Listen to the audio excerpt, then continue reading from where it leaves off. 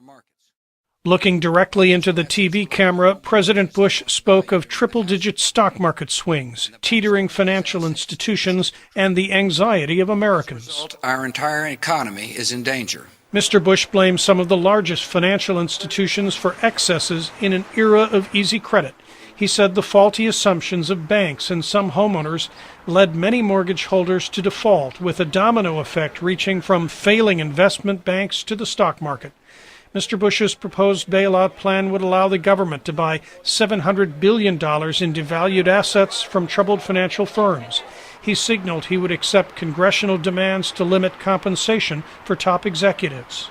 With the situation becoming more precarious by the day, I faced a choice: to step in with dramatic government action, or to stand back and allow the irresponsible actions of some to undermine the financial security of all. In an extraordinary step, Mr. Bush invited both candidates for president to the White House Thursday, and Senators John McCain and Barack Obama issued a joint statement Wednesday. They agreed the rescue plan is flawed, but that the effort to protect the economy must not fail. McCain went further, saying he had suspended his campaign and called for a delay in Friday's presidential debate. We must meet as Americans, not as Democrats or Republicans, and we must meet until this crisis is resolved. Obama agreed it is not a problem of either party, but he said the debate should go on. It's my belief that this is exactly the time when the American people need to hear from the person who, in approximately 40 days, will be responsible for dealing with this mess. Mr. Bush also invited congressional leaders to the Thursday meeting. I know that an economic rescue package will present a tough vote for many members of Congress.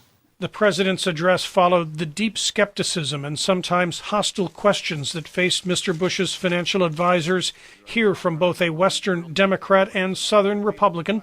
Why do we have 1 week to determine $700 billion that has to be appropriated, or this country's financial systems go down the pipes? We're not going to give you a blank check. There will be oversight. The president acknowledged ordinary citizens' anger. I also understand the frustration of responsible Americans who pay their mortgages on time, file their tax returns every April 15th, and are reluctant to pay the cost of excesses on Wall Street.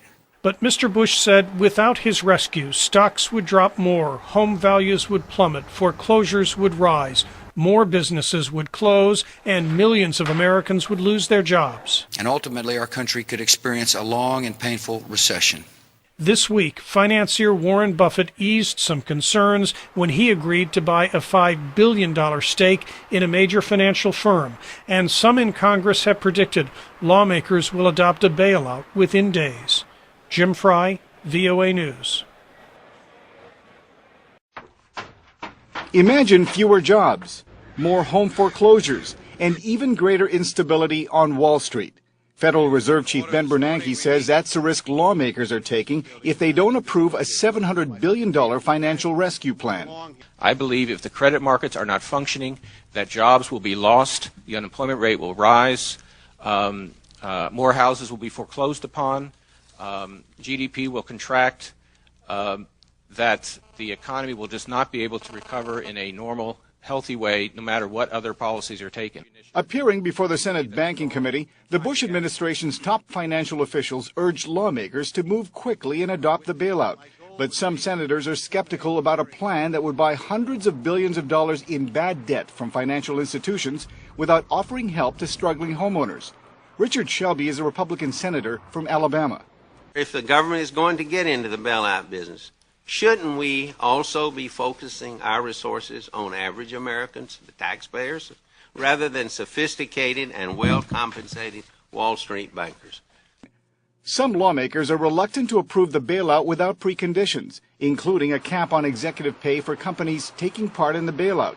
But U.S. Treasury Secretary Henry Paulson, who crafted the bill, said adding unrelated provisions will only delay the nation's economic recovery.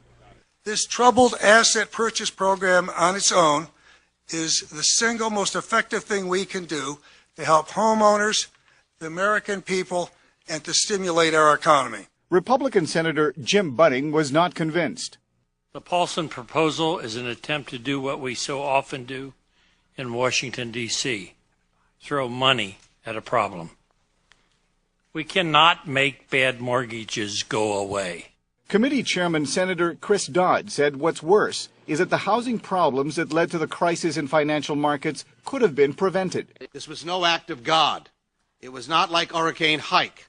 It was created by a combustible combination of private greed and public regulatory neglect. Senator Robert Menendez demanded more details before casting his vote. The administration's economic and regulatory policy over the last 7 years has led us to today. Now we have been told that we have less than 7 days to make our choices and 8 minutes to ask questions, so you'll forgive me if I'm not signing right away on the bottom line. Some lawmakers say they will not approve the bailout unless there are measures to oversee how public money is spent. On the campaign trail, it was an issue that found both presidential candidates in rare agreement. We won't solve a problem caused by poor oversight with a plan that has no oversight. No oversight and accountability is exactly what got us into this mess in the first place.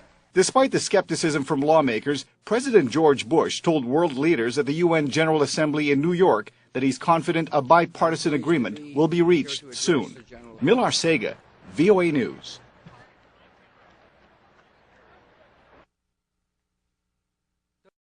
From Ohio. The only way they can pass this bill is by creating and sustaining a panic atmosphere. That atmosphere is not justified.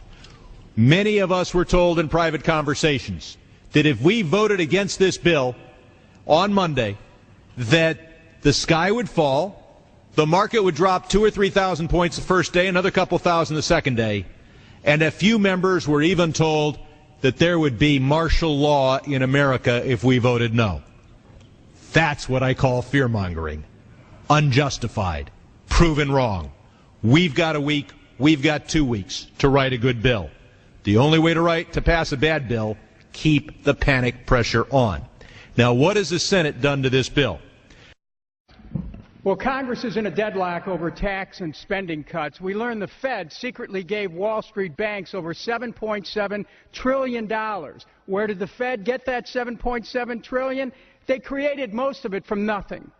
Well, our government to massive debt, the Fed picked winners and losers and secretly helped big banks tally record profits. Remember the great debate we had here over $700 billion in TARP funds? There was no debate over the $7.7 trillion the Fed gave the banks. Did Congress have a clue?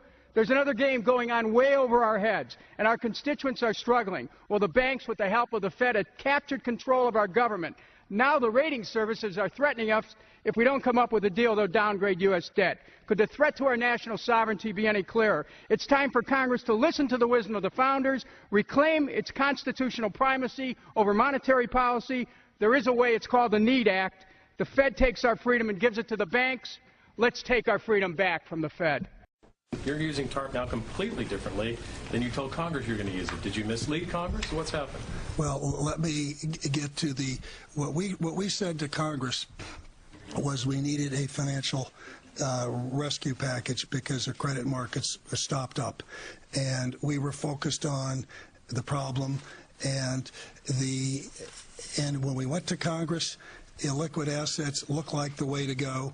As the situation worsened, the facts change.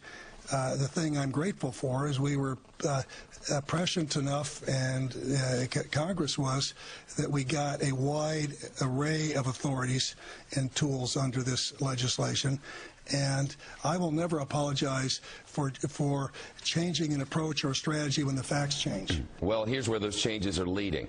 Hank Paulson says the Treasury will continue to buy shares in banks. It's also looking at sorting up, or shoring up, really, the financial markets that supply money to things like credit cards, auto loans, student loans, and the like. But the details have not yet been worked out.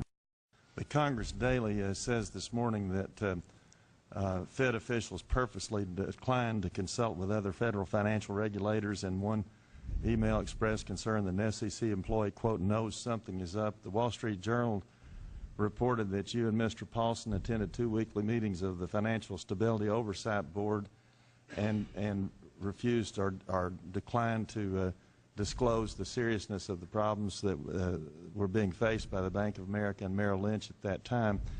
What would you say to the majority of this Congress who has now who have now co-sponsored the bill to require audits of the Federal Reserve.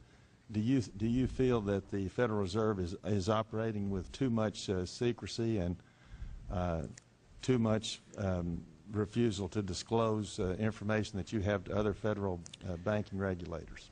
The Federal Reserve has made enormous strides in the last year under my chairmanship to expand the information that we release. We release monthly information on all the various programs that we have. We've developed a website and a monthly report that involves all kinds of information. We think we are quite transparent. We are happy to work with Congress if they have further concerns about any of our programs. We're more than happy to work with you to make sure that you're comfortable that they are well managed and are serving a public purpose. Do you think it would cause problems for the Fed or for the economy if that legislation was to pass? My concern about the legislation is that if the GAO is auditing not only the operational aspects of our programs and the details of the programs, but is making judgments about our policy decisions, that would effectively be a takeover of monetary policy by the Congress, a repudiation of the independence of the Federal Reserve, which would be highly destructive to the stability of the financial system, the dollar, and our national economic situation. Thank you. Thank you, gentleman from Tennessee. Thank you very much. I now yield 5 minutes to the gentlewoman from Ohio, Marcy Captor. Hey guys, how you doing? I'm Alex Jones. Good, how you doing? Good, good. Can you just repeat, you're saying this is private property? I don't know. This is the captain. Sure, go ahead, yes, sir. This is the property of the Federal Reserve right here. I just need private, you to go though. It's not back. federal, right? Yeah, private property. Okay. I need you to go back to the public street. I think, you know what? It is private property. I think you're right. We will get off. You're absolutely right. Let me just ask you this one question. And I'm going to ask everybody to move off the private property of the Federal Reserve. Doesn't this look like a post office? And it's got federal seals on it? It says Federal Reserve. It's like counterfeiting or something. It'd be like if people opened up a... No, the Fed doesn't counterfeit, do they? I think that's something police ought to investigate. Yeah, really. I mean, just down the road. Doesn't this kind of look weird? It's a federal building, but it's not federal. I mentioned that to them. They said that there was sir, I'm sorry. no What did you money say? inside of it, Alex. It's not a federal building. It's a 10 private years ago, building. cops would laugh at me about that. I'm excited you know. However, you're welcome to call our public affairs or call our head office in Dallas and speak with them. No, sir, you've been super nice. You're right. Some people thought it was like a park because it looked like a post office. You're right. This is private property. We better get off. We better go. Hey, guys, well, they do get our tax money, and they do control everything. Enslave us! I mean, sure, they are the slave masters, but see, that you heard the police officer. He's right. This is private property, so we want our private property. Now, it's private property of a mafia, of a criminal cartel, but nevertheless, it's their private property for now, and until they're indicted and in prison, we won't, and until, we finally get the audit, and the Congress raids all the material, we're gonna respect their private property until then. So let's get off the private property of the Federal Reserve right now. Come on, everybody. Come on, let's go. Get off the private property. I got that whole conversation if you want to email it. Police officers out here tonight in this beautiful weather, here protecting our First Amendment. And I wonder how many of these police officers can read on the sign, Federal Reserve Bank of Dallas, federal, but right here says private property. Does that sound like fraud to you? Private property, Federal Reserve? Can't you investigate it? There's the criminals right there. Yeah! We didn't have these people. So the cops did. We didn't have these people. Officers, I have a question for you. You're here guarding the private offshore Rothschild Bank, the Federal Reserve, from evil Americans. Evil Americans. I know you get the Homeland Security reports saying those that don't like the Federal Reserve are evil. I've read the Homeland Security reports where they tell cops the Federal Reserve is federal and that we're raving lunatics. Really, their charter is private. Right there. Private property, no trespassing. Federal Reserve Bank of Dallas. It doesn't say federal zone, federal property, stay off